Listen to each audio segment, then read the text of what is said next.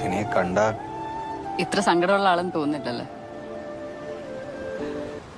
നമ്മുടെ ഈ മെയിൻ സങ്കടങ്ങളുണ്ടല്ലോ പ്രശാന്ത്, അതായത് നമുക്ക് ഒത്തിരി ഇഷ്ടമുള്ള ഒരാള് ഇല്ലാതാവുമ്പോ നമ്മളെ പൊതിയുന്ന ഒരു ടൈപ്പ് സങ്കടമുണ്ട്.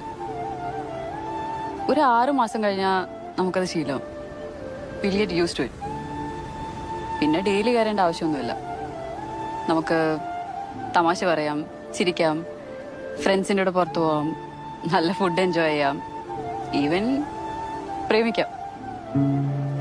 നമ്മളെ ബുദ്ധിമുട്ടിക്കാതെ ആ സങ്കടം ഇങ്ങനെ ഉള്ളിൽ തന്നെ കിടക്കും. പക്ഷെ പോവില്ല. നമ്മൾ വിട്ടാലല്ലേ പോവുള്ളൂ. ഞാൻ വിടില്ല. ആ സങ്കടം എന്റെ ഒപ്പമല്ലേ.